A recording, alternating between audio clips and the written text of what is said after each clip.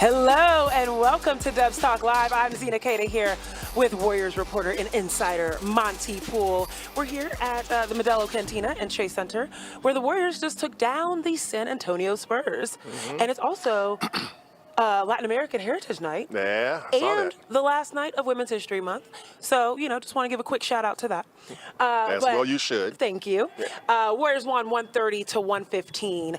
Interestingly enough, though, that score doesn't quite tell the full story.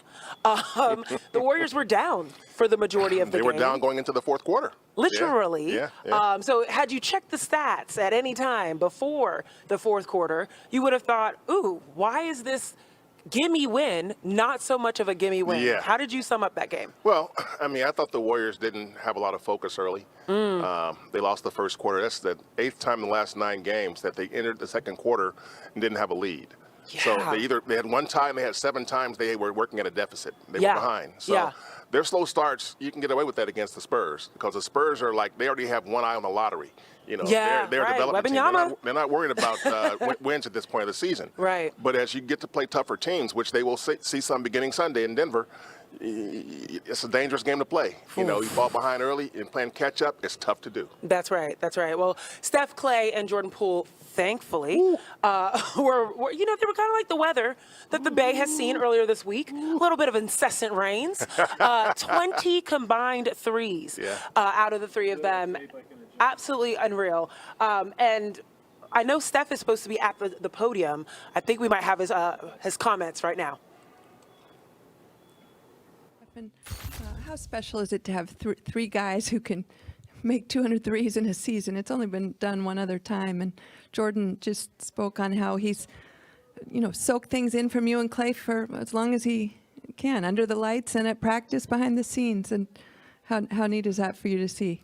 It's awesome. We obviously shoot the ball at a high level, try to be efficient with it, and we do it, in 3 kind of creative ways. So it's nice to accomplish feats that are rare in NBA history. Who was the other? I don't even know who the other 3 were.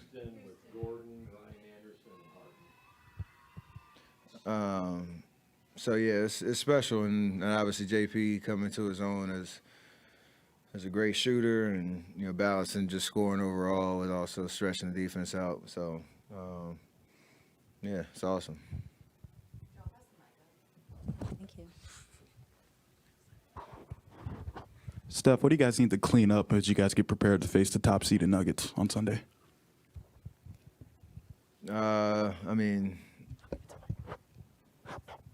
Just understanding we have to get off to a better start, especially when we're going to be on the road. Be able to rebound the basketball, continue to be mindful about the type of turnovers that we have that can lead to easy offense or for the other team. And just, continue to get solidified in the rotations that we have now with, a couple guys back and understanding how we need to execute on both ends to have a good effort out there. They're obviously a great team and a team we could face down the road, and we obviously know our road struggles. So I kind of wanted to say everything when you asked the question, but it's just a matter of just trying to put together as complete a 48 minutes as possible and give ourselves a chance to win. Steph, what do you think or did you see happen on the court? Because, for most of the game, it was pretty balanced, even game, and then it just broke open late. Is it like a switch that you guys just turn on and flip, or what happens? No, you kind of have to give credit to San Antonio. Their record is what it is, but they have guys out there that are competing for their NBA lives and trying to have jobs next year, and they play hard. You might not recognize names, but you understand that they're NBA players, and they have an opportunity to go out there and hoop just like we do. And they were tough. They just made some shots, but they played hard on both ends, and we had to match that energy. And then, but over the course of 48, if you just stick with it, you feel like you can create some separation. Everybody expects just because of their record, you're supposed to blow them out. Like, it doesn't happen like that. So as long as we can find those moments, it happened in the fourth quarter tonight, but find those moments where you can put, together a couple stops and turn it into momentum on the other end, then you break it open. So just stick with the program. And what has it meant to have GP2 back on the team? He had some impact plays tonight. I mean, he's had them in his games that he's played, but what has it meant to have him back for the team? Like we talked about when the trade happened and the build up to him coming back, he just knows how to play, knows how to make winning plays, finds himself in the right place on both ends. Some of the stuff that doesn't, show up in the stat sheet, his ball pressure, just his overall presence. So he had a big three in the corner, got a big steal as soon as he came in, got us a couple extra possessions, offensive rebounds. So it's just the little things that you can trust that he's gonna make those plays, and he also gets the crowd involved. Well, the good news is that Steph did not have to do it alone tonight. No. Of course, it was raining threes, but Steph was the only player to provide threes in both halves, which is crazy to think. But 33 points in 33 minutes. And most importantly, 5 assists, only 1 turnover. Yes. So just efficient all around from an offensive game. What do you see out of him? Do you ever get surprised anymore from seeing what he does? No. I mean, I haven't been surprised in like 7 years. Okay. And 7 years ago is when he made that shot in Oklahoma City that won the game for the Warriors. I mean, that surprised me. Yes. Since then, no. Yeah, right. That makes sense. But I thought tonight, Steph was in we're not going to lose this game to this team mode. And the Spurs were hanging with him. And Steph was like, if I got to be the difference, I will be the difference. So him coming in and making shots in both halves, and I think he had, and then in the fourth quarter, I think he had 16 points, something like that in the fourth quarter. So he wasn't going to let the Warriors lose this game. So I think in this situation like this, you look at Steph and you go, that's why he's one of our leaders. That's why when the game needs somebody to take over, and you hear his teammates say that. Dante was saying the other day, sometimes just like Steph, just take over. Because you can. We've talked about this, but it definitely gave that Payton Clark vibe, of what we saw out of her tonight. You just put the team on your back. And Steph has mentioned in many of his press conferences, we're in that mode. It's at the end of the season, going into the playoffs. And speaking of the playoffs, playoff Poole was back tonight, folks. I like to call him playground Poole too, because he had some fancy handles, he got get into his bag. Crazy pull, exactly. Pull up threes. I mean, that deep transition three. He had 6 threes tonight. And I think we mentioned this in postgame, but that makes the Warriors only the second team in the NBA to have 3 players hit 200 or more three-pointers. You know the other team? Yeah, the Houston Rockets. Once upon a time, the Houston Rockets, yes. Right. Boston Celtics up there, but, I mean, the Golden State Warriors are shooting the ball out of control, and Jordan Poole is contributing, like Steph, 27 minutes, 27 points, and also better assist-to-turnover ratio. Jordan is one of his good runs right now. I mean, his season has been up and down. He'll have 4 or 5 games where he's not very good. Then he'll have 4 or 5 games where he's fantastic. And right now, he's playing great basketball. For sure. He had 3 turnovers, but when it came to scoring points, he was efficient. He made important threes. He made impressive threes. He's gonna have some flash to his game. That's just he's not gonna let anybody take that away from him. It's pretty obvious by now. I love it. We love it. So if that means he's gonna be a little loose with the basketball sometimes, I guess the Warriors got to live with that. But to get the good stuff. And so tonight, I thought it was more good stuff. And so at this point of the season, that's what they need. They can't have Jordan out there giving the other team easy buckets because he's turning the ball over. And he has had some spells like that. But right now, he's pretty dialed in, and he's playing the kind of ball that he has to play. Get the Warriors ready to get to where they want to go. That's exactly what the Warriors need, are these timely offensive booms out of him. Yes. What do you think shifts for him when he has these games where he is just providing? Because I think he was probably the first Warrior to really figure out tonight, go to the basket. I'm not even sure he can explain it, because when he's asked about that, he always says the same thing. I'm just playing, I'm just playing ball, And I think in his mind he probably is, but I think there's times when he's a little bit more aware of his teammates. Sure. And a little bit more conscious of getting them some looks. Sure. You know, he's had some high assist games Yes. this season, you know, so we know he can do that. And so he has to pick and choose whether he's going to play make for his teammates or get his own offense. And he's capable of doing both. Right, and that's so a great thing. Yeah, and so tonight you saw a little bit of both, you know, but he made sure he got his offense going. And when Jordan makes a couple of shots, he started looking for that bucket. He is. He starts looking so for that much bucket. fun. Yeah. It's so much fun. But it wasn't only offense tonight. No. Right? GP2. Huh. Gary Payton II, the young glove. He showed up. And the thing is, I think this is one of those cases where the stat line doesn't actually tell the full story of the impact made. Because if you look at his stats, Gary Payton played 18 minutes, 7 points, 8 rebounds. 4 of them were offensive and only 1 steal on record. But how many times did he get his hands on stuff, get disruptive in the paint? I mean, how important are his rotational minutes, especially now with Wiggins out? It's crucial. You know, the minute he came back to this team, got on the court, you saw the difference. Right. You know, right. he makes things happen that help this team win games.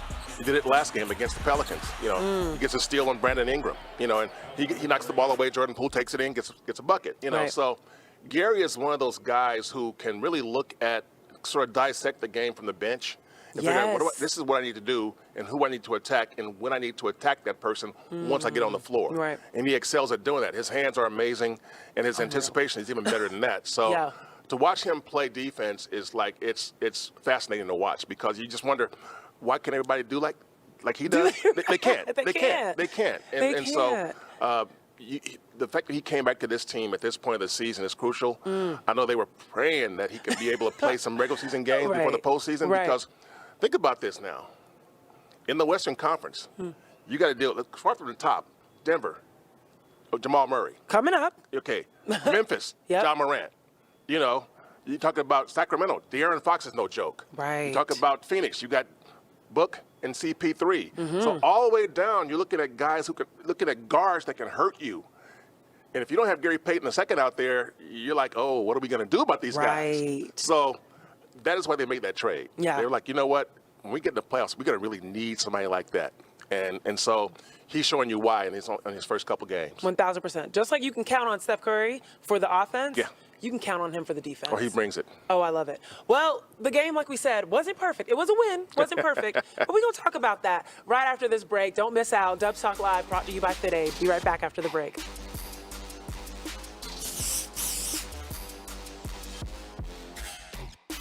Dubs Talk Live is presented by FitAid Clean Energy and Sports Recovery, the energy drink for athletes. FitAid Energy is naturally sweetened with only 15 calories, no sucralose, no aspartame, and no compromises.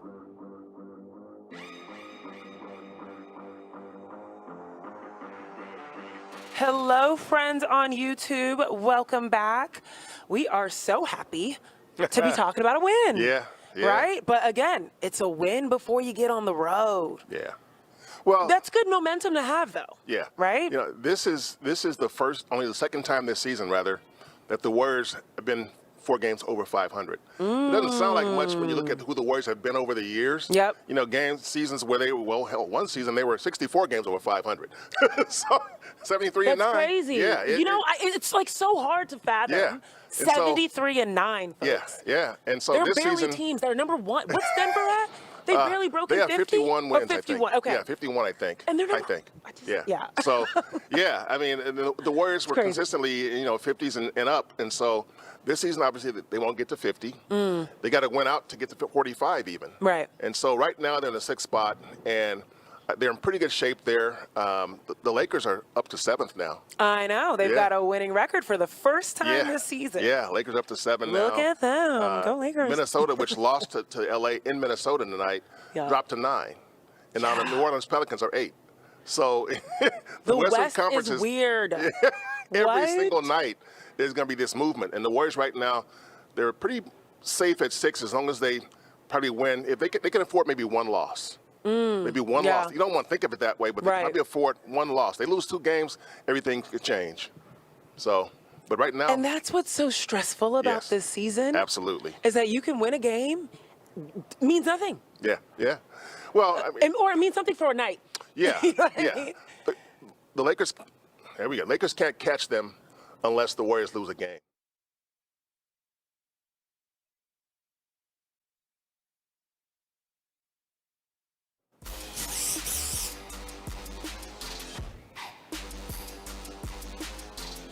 Welcome back to Dubs Talk Live, brought to you by Fit Aid Energy. Well, just because it's a win doesn't mean it was perfect. No, it wasn't. Okay? It We're was not. happy that it's a win, but that doesn't necessarily mean that there aren't some things to work on. Yeah. And one of those reoccurring issues has been slow starts. Yeah. Noting 4 turnovers. Excuse me, there were 7 turnovers in the first, okay? 4 of those were in the first 5 minutes of the game, okay? When you're thinking about their offense, they went 0 for 13 At one point. until Steph hit back-to-back threes at the top of the second. Yeah.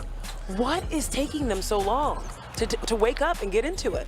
Yeah, it's been a problem for many games this season.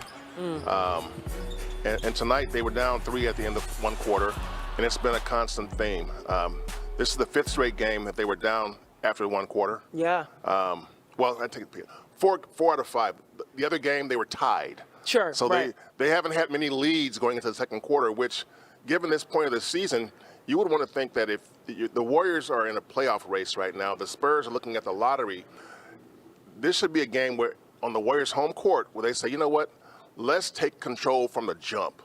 Let's put our foot in these guys' neck and not let go, you know. Right. And that's not what happened. Yeah. You know, the focus was off early, those turnovers. And next thing you know, you're in a game with a team that's bound for the lottery. Yeah, and they're excited about that. Oh yeah. Yeah, I wanted to add to that point of like, you know, you kind of want to put your foot on the jugular. Yes. That's what my track coach used to tell me back in the day. Yep. Not only from a perspective of just like your own pride, but also because you want to rest. Yeah. Right? You want to be able to go and have Lester Quinones and Patrick Bowen Jr. Play and the whole Moody fourth quarter. play the whole fourth quarter. Yeah, right? And yeah. have your starters be chilling. Yes. So that they can rest to go up and get ready for this road game. Yeah. And that's the thing. It's like you haven't had many of those games this season. Yeah. It's been so tough to have. They've had maybe 2 or 3 of those games where you thought, okay, they're coasting this time. This season has been a trudge. It has been a grind. And, you know, they're hoping that they're playing their best basketball now. Right. And some of the stuff they're doing is really good. Yeah. You know, but, again, it's still disturbing when you see them have to hustle to beat a team like the Spurs. I know. On their own court. I know. You know, and now you got to go to Denver, and you know if you play that way against Denver, you lose by 20. You know, and so they've got to be better against Denver. And they'll have other games where they got to be better at. You know, they're going to see Sacramento late next week. Right. You know, they see OKC. It's Denver, Oklahoma City, Sacramento, and Portland. Portland's the only one that you know they can't lose. Yeah, right. That's the game. Portland, they're like the Spurs. Yeah. The season's over for them. I mean, Damien's shut down. Yeah, so, they're done. They're getting blown out by everybody they see pretty much. Right. So you can't. But that's the very last game of the season. You don't want to wait until then to like have a feel-good victory. Exactly. You know, it's so funny. I will say maybe the Warriors just like to entertain the people, you know, involved in that way. You know who else likes to entertain? Jonathan Kaminga. Ooh. And he put on a show Yeah, JK tonight. was good. I have been so impressed and also just so proud of how much his game has elevated. Yeah. I mean, he had some amazing post moves, turnaround jumper, great slips to the basket. His game has shifted so much. What do you think has clicked for him? It's just repetition, I think, and application. I mean, Sure. he's studying the game. He's being coached up, and you see him. A lot of times, a young player, you don't always see the development. Yeah, You're seeing yeah, his. You know, you look at him from where he is here in late March, and where he was even in October, November. He's a much better Completely player. different. Yeah, much better player. And so you take that back to last year when he was a rookie. He was better then. He was better in November than he was last year. So the fact that he's doing this, he's on the rise, and you're seeing moves. Almost every game you'll see a move you didn't know he had. You know, it's like, whoa, What? that Euro Right. step. I see that. You know, like, okay, I see that. Right. The post moves, the footwork. You can tell he has been working to get better. He's not just waiting for it to come to him. He's going after it. I absolutely, that's a great way to put it. I think that the number one thing that people have been wanting Kaminga to figure out is that post position, slipping and sliding behind the defense, Yes. and finding a way to finish. Yes. Speaking about moves, sometimes it's not even like an actual move that he's made. It's the body control that he's been able to have. while in air to finish around traffic, it's just been absolutely. It's amazing. We knew that he was athletic. Yes. But, I mean, it's showing up right at the right time. Yeah, I mean, there's a lot of guys who come into this league that have athleticism like J.K. has, but they don't become basketball players. You know, and they become, next thing you know, they're playing for 4 and 5 different teams over 4 or 5 different years. You know, they're bouncing around the league because somebody keeps saying, I can make him a basketball player. Sure. But to be a basketball player, it takes work. It takes effort. I know Jonathan Kaminga, you know, he studied a lot of Kobe Bryant's movement. If you bring Kobe's attitude, you'll get better. Yeah, right. You will get better. Mamba mentality is real. Yeah, it's about getting better. And that means putting in the work. And so I think he's doing that. And you're seeing that this second straight start for him. But I'm not surprised he's starting. Yeah. I'm a little surprised that he's starting for Looney rather than Dante. Because I thought, I mean, the Warriors are super small now. You know, you got J.K. out there at 6'7", Draymond at 6'6", Clay at 6'6", and you got Dante at 6'4", and Steph at 6'3". Right. That's a small team. It is. However, Dante does get in there with those rebounds. Oh, yeah, he gets in there. He's one of those, like, batters, right? Yes. He'll get in there, get a hand in something. So maybe that's the purpose for that. But I agree with you. You would imagine that you would want that size to start bigger. Yeah, I mean, I totally understood the last game against the Pelicans when he started Jonathan. On Ingram. Right. Yeah, I mean, exactly. you saw that one coming. Yeah. You can't start Dante against Ingram. That's not fair to Dante. No, it's just not. Ingram's 6'8", you know. It's real. It's not, it's not. You know, he's a cheat code. Yeah. And so you need a guy like J.K. out there, and J.K. did a nice job. And I think, again, tonight you're looking at a team that, got some long guys, and you're going to see the same thing against Denver because somebody got to guard Michael Porter Jr., Aaron Gordon, That entire team. Yeah, if you take Jokic is 7 feet.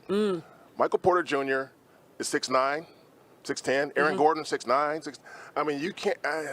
Who's Dante going to guard? I want to see this lineup. This is going to be interesting. Yeah. He's going to have to be a fly. Yeah. Right? That's going to be his thing, Dante like digging in and all that. busts his butt on defense. He does. But at 6'4", man, trying to There's guard limitations. guys like Michael Porter Jr., his release is like 12 feet high. I mean, that's just like Nikola Jokic as well, right? Yeah. They have these high releases. So, it's anyway, going to be a task. We're jumping ahead. But. We'll talk about that in a little bit. But we'll also talk about this might be one of the last times that Pop and Steve Kerr play against each other. We don't know. Yeah. But I know they had some words for each other about that. We'll talk about that right after the break. Don't miss out. Dubs Talk Live continues after the break. Dubs Talk Live is presented by Fit Aid Clean Energy and Sports Recovery, the energy drink for athletes. Fit Aid Energy is naturally sweetened with only 15 calories, no sucralose, no aspartame, and no compromises.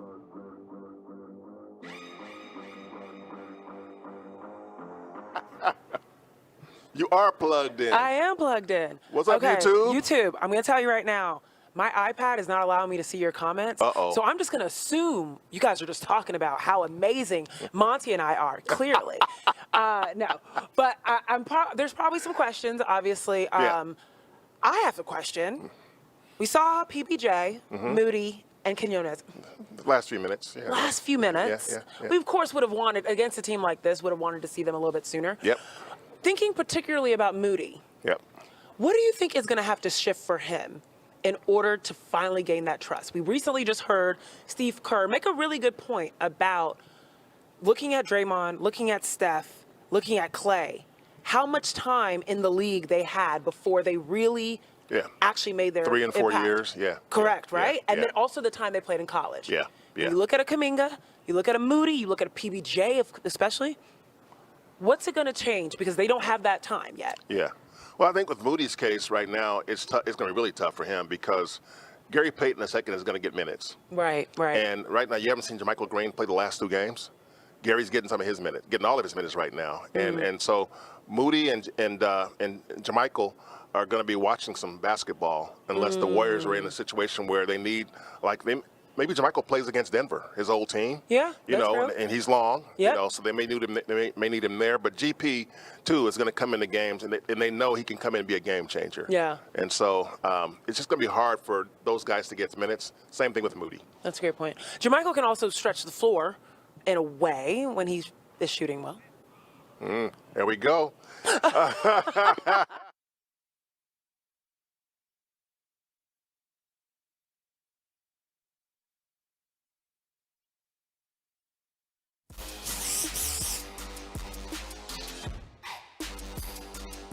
I just think there are so many people out there like me whose lives have been impacted so dramatically and so positively by Pop. And you can, take all the accomplishments and the championships and the wins and everything else, and that's all meaningful, but it doesn't come close to the meaning of his relationships that he's built.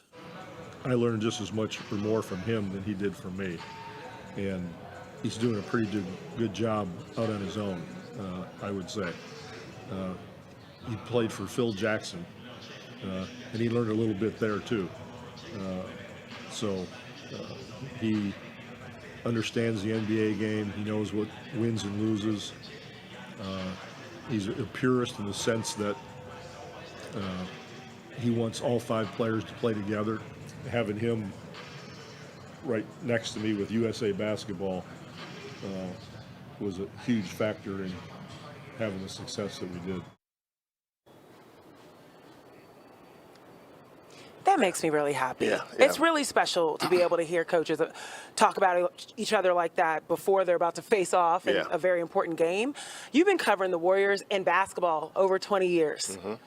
That sort of dynamic, I feel like, isn't rare, though, in the NBA, that respect level, but particularly for Pop. Yeah, well, partly, Steve played for Pop. That's and right. So when you play for a coach and, you develop a relationship with that coach, it makes it a little bit different, And so I think Steve and Pop, they've formed a friendship over the years. And so, and those guys, I don't know, but I'm going to guess that if the Spurs got to town yesterday, that Steve and Pop probably had dinner. They probably did, yeah. Because they've done it before. The way they walked off the court, that was really sweet as well. They're tight. They're real tight, and that's really special to see. So the Warriors got the win tonight.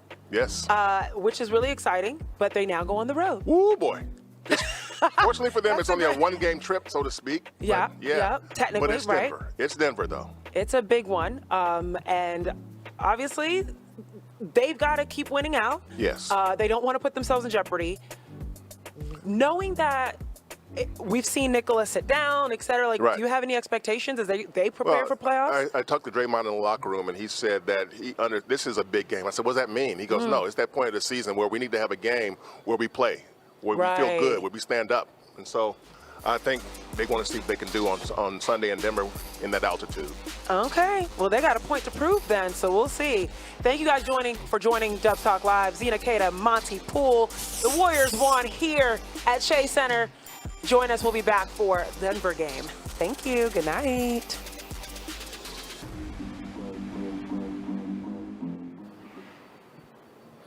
Oh, I forgot this is. All right, YouTube friends. Again, making more guesses. All right. So, Nikola Jokic coming up. Right.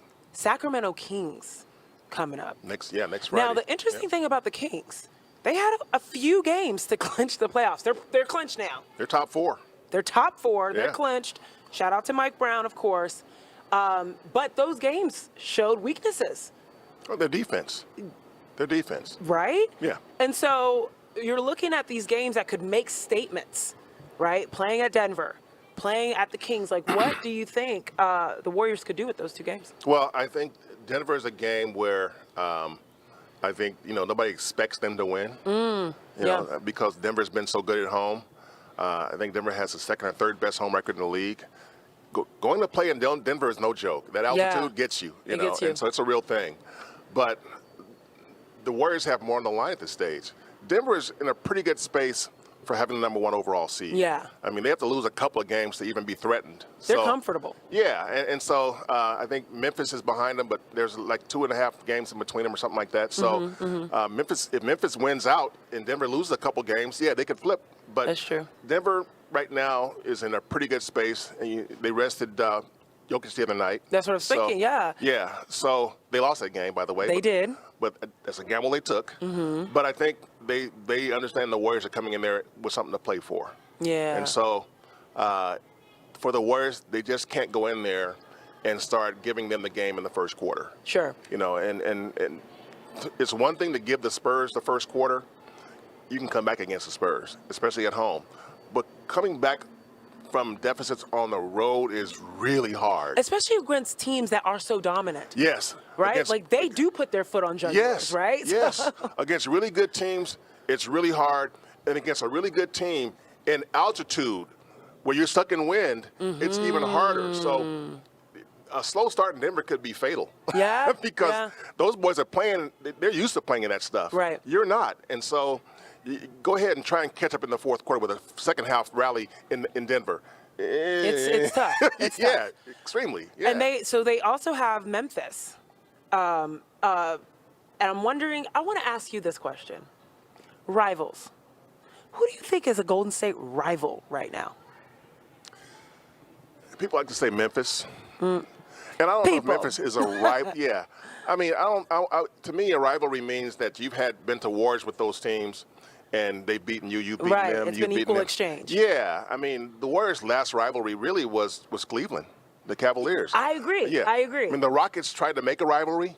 But I would say that too, though. But the Warriors I think that was a Western Conference one for sure. Yeah, but the Warriors beat them every time in the postseason. I know. Every time they saw them in the postseason, they put them away. That's true. So it was like That's true. It was more of a nemesis, or barrier. That's a better word for it. Yeah, I mean, a rivalry. I just really loved the Western Conference semifinals Yes. and one time the quarterfinals Yeah.